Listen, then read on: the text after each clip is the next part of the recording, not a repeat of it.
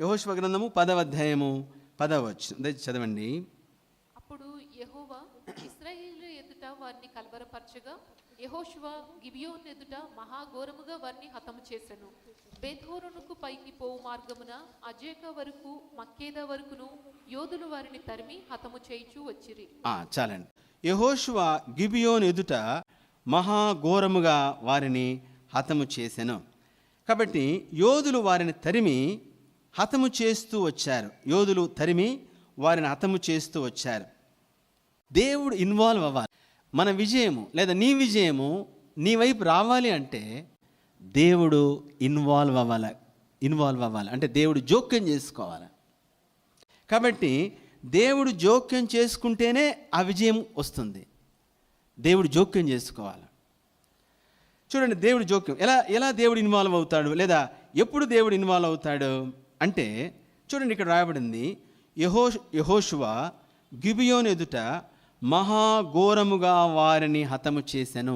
మహాఘోరముగా వారిని హతము చేశాను అంటే యెహోషువ ఆ విధంగా శక్తితో బలముతో లేదా మహాఘోరముగా అంటే తీవ్రముగా తనకున్న శక్తి అంతటితో యోధులు యుద్ధం చేశారు. ఆ శక్తి అంతటితో వాళ్ళు పోరాడారు. శక్తి అంతటితో ఆ విధంగా శత్రువును హతము చేస్తూ వచ్చారు.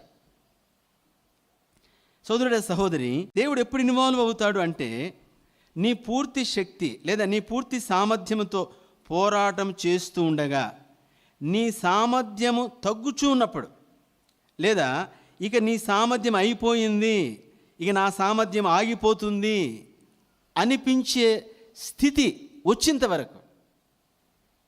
వరకు మనం పోరాడాలి. మనము ఆ విధంగా తీవ్రతతో ఆ పని చేయాలి. అంటే మన శక్తి అంతటితో మనం చేయాలి.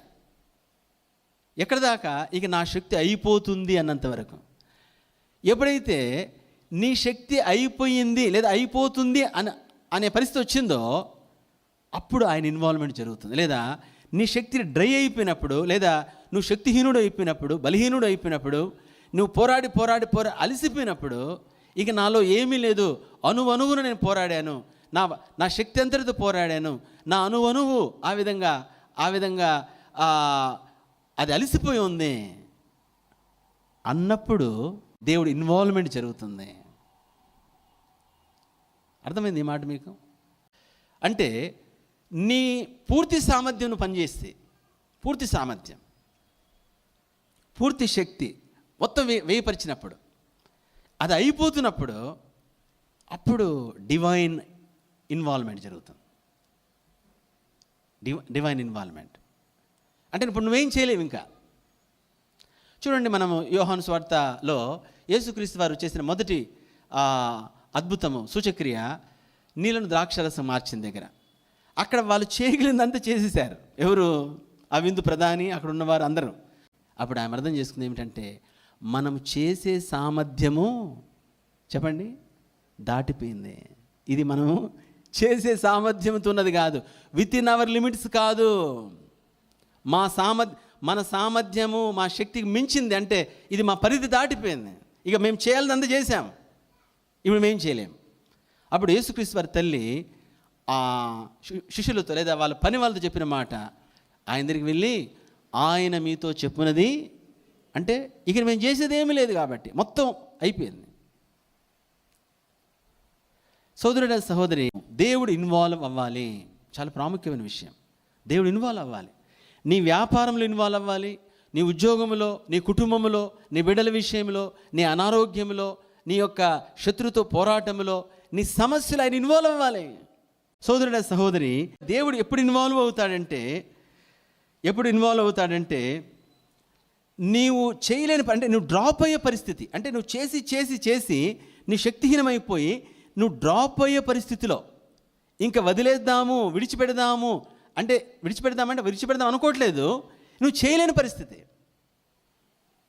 అంతవరకు నువ్వు పోవాలి. యాకోబుని ఎప్పుడు దేవుడు దీవించాడు? యాకోబు గురించి అన్నాడు, నువ్వు ఆయన గర్భమున పుట్టకముందే నేను నిన్ను ఏర్పరచుకున్నాను. యాకోబు, నేను నిన్ను ఏర్పరచుకున్నాను. ఇశ్రాయేలు, నీవు నా సంతానం లేదా నీవు నా దాసుడు అంటాడు. అంతన్నా కూడా ఎప్పుడు దీవించాడు? ఎప్పుడు దేవుడు ఇన్వాల్వ్ అయ్యాడు? యబ్బోకు రేవు దగ్గర అందరిని పంపించి ప్రార్థన స్టార్ట్ చేశాడు. యాకోబు తాను ప్రార్థన ప్రారంభించాడు ఆ రాత్రంతా. అయితే ప్రార్థన ప్రారంభించి రాత్రంతా అక్కడ రాయబడింది పెనుగులాడేను. రజిలింగ్, ఇంగ్లీష్లో రజిలింగ్ అంటే పెనుగులాడాడు. జస్ట్ వర్డ్స్ కాదు, ప్రభా దీవించినైనా, ప్రభా ఆశీర్వించినైనా, నీ చిత్తమైతే, నీ కాలంలో, నీ సమయంలో, నీ సొంత సమయంలో, నీ ఏర్పాట్లో. ఎవడు చెప్పాడు నీకు నీ సొంత? ఆయన సొంత సమయం నీకు ఎటు తెలుసు? అంత ఫ్యాన్సీ వర్డ్స్. అలాంటిది కాదు. యాకోబు ప్రార్థన ప్రారంభించాడు. ప్రార్థిస్తున్నాడు. ఒక స్థితికి వెళ్ళాడు. ప్రార్థనలో పెరుగులాడుతున్నాడు. నువ్వు నన్ను ఆశీర్వదించినే కానీ రాత్రి అంతా పెనుగులాడుతున్నాడు. ఆ పెనుగులాడితే రే నువ్వు వదలరా అంటే వదలట్లే. నువ్వు నన్ను దీవించాల్సిందే. రే వదలరా, నేను వదలను.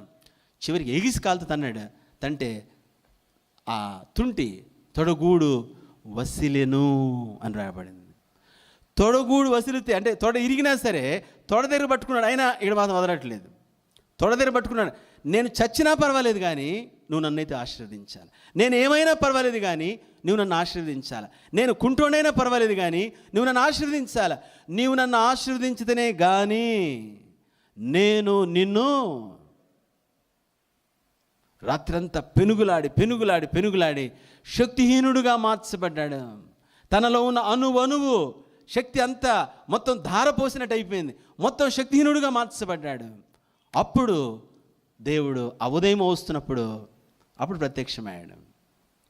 యాకోబు, నీవు దేవునితోనూ మనుషులతోనూ చెప్పండి పోరాడి గెలిచితివి. పోరాడి అంటే నీ శక్తి అంతటిని ఉపయోగించి.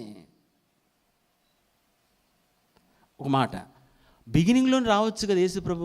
దేవుడు బిగినింగ్లోనే ప్రార్థన స్టార్ట్ చేశాడు. యాకోబు కూర్చున్నాడు. దేవుడే ఆయన దీవించాడు. దేవుడే కోరుకున్నాడు. యాకోబును నేను ఏర్పరచుకుంటుని, యాకోబును నేను కోరుకుంటుని బైబిల్ అంతా రాస్తే అరే కోరుకున్నాడు. ప్రార్థన మొదలెడితే దేవుడు ఏం చేస్తున్నాడు తెల్లారి దేవుడు? చెప్పండి, దేవుడు ఏం చేస్తున్నాడు తెల్లారి వరకు? దేవుడు ఇన్వాల్వ్ అవ్వడు. ఎప్పుడు దాకా? నీ పూర్తి శక్తి అంతటితో నువ్వు పెరుగులాడితేనే అది అయిపోయింది అన్నప్పుడే దెన్ ఇన్వాల్వ్మెంట్ వస్తుంది. కాబట్టి దేవుడు ఎప్పుడు ఇన్వాల్వ్ అవుతాడంటే, దేవుని బిడ్డ నీ శక్తి, నీ సామర్థ్యం, నీలో ఉన్నదంతా కూడా పూర్తిగా అయినాక తెల్లవారుజామున అంటే రాత్రంతా అన్ని గంటలు రాత్రంతా ఏం ప్రార్థన చేశాడు? ఎందుకని హింసిస్తున్నాడు దేవుడు అంటే? అలా కాదు, దేవుని విధానం అది. కాబట్టి నీ విజయము దిగి వస్తూ ఉంది. ఎప్పుడు వస్తుంది? దేవుడు ఇన్వాల్వ్ అయినప్పుడు వస్తుంది. మళ్ళీ చెప్తున్నాను, దేవుడు నీ జీవితంలో లేదా ఆ పరిస్థితిలో లేదా ఆ సిచ్యువేషన్లో ఇన్వాల్వ్ కానంత వరకు చెప్పండి ఎట్టి పరిస్థితుల్లో విజయం రాదు. బైబిల్ కంటది పెట్టినంత మాత్రాన్ని కూడా జవాబు రాదు. యాకోబు ఎన్ని రెఫరెన్స్లు కొట్టాడు అక్కడ? మీరు చెప్పండి. యాకోబు ఎన్ని రెఫరెన్స్లు అక్కడ ఉపయోగించాడు? ఏ రెఫరెన్స్లు అక్కడ ఉపయోగించాడు? కాబట్టి దేవుడు ఇన్వాల్వ్ అయ్యే విధానము ఆ విధంగా ఇన్వాల్వ్ అవుతాడు. దేవుడు ఇన్వాల్వ్ అయితేనే, దేవుడు కలుగు చేసుకుంటేనే నేనైనా మీరైనా ఎవరైనా సరే దాంట్లో మన విజయం చూడగలం, లేదా జవాబును చూడగలం. ఆయన ఇన్వాల్వ్ అయ్యాడా, మన జవాబు మన వైపు వస్తూ ఉంది, మన వైపు దిగి వస్తుంది. సోదరుడ సహోదరి, దేవుడు ఇన్వాల్వ్మెంట్ అవుతున్నాడా మనం గమనించాలి. అయితే మన శక్తి అంత డ్రై అయిపోయినప్పుడు అప్పుడేమవుతుందంటే మన శక్తి డ్రై అయిపోయినది, మన శక్తి డ్రాప్ అయిపోయినప్పుడు, మన శక్తి అంతా అయిపోయినప్పుడు ఆ స్థానంలో ఇప్పుడు ఆయన శక్తి ఇన్వాల్వ్ అవుతుంది. మన యొక్క బలం అంతా అయిపోయినప్పుడు ఆ స్థానంలో దైవ బలం ఇన్వాల్వ్ అవుతుంది, లేదా దైవ బలము దిగుతుంది, దైవ శక్తి దిగుతుంది, దైవ కార్యం అనేది ప్రారంభించడం చూస్తాం. సోదరుడ సహోదరి, ఆయన ఇన్వాల్వ్ అవ్వాలి. ఎప్పుడు? మన పూర్తి శక్తితో మనం పని చేయాలి. పూర్తి శక్తితో. నువ్వు ప్రార్థన చేస్తున్నావా? ఊరికి నామకార్థంగా ప్రార్థన చేయబాకు, జీవితాంతరం చేసిన అవ్వదు, నేను చెప్తున్నాను సోదరుడ సహోదరి. కాబట్టి మనం ఆ స్థితికి చేరడానికి కొద్ది సర్టన్ టైం పడుతుంది, కొంతకాలం పడుతుంది. ఎంత ప్రార్థన వీరుడైనా సరే సమయం పడుతుంది. కొంత ఎనర్జీ అంటే తీవ్రమైన ఎనర్జీ మనం ఉపయోగించాల్సి వస్తుంది. తీవ్రమైన తీవ్రతలో వెళ్ళాల్సి వస్తుంది. అయితే కొంత టైం తర్వాత వెళ్ళిన తర్వాత అక్కడ ఎక్కువ టైం పట్టదు, ఇంకా పొందుకుంటా. కాబట్టి మన పూర్తి శక్తితో ప్రార్థించాలా, పూర్తి సామర్థ్యంతో ఆ పని చేయాలా, పూర్తి సామర్థ్యంతో మనం పోరాడాలి. కాబట్టి ఆ పూర్తి దాంతో మనం ఎప్పుడైతే ప్రార్థిస్తామో, పెనుగులాడతామో, లేదా మన శక్తిహీన ఇంతవరకు పోరాడతామో, అప్పుడు ఆయన ఇన్వాల్వ్మెంట్ అవుతుంది. అప్పుడు మన విజయం మన వైపు వస్తుంది.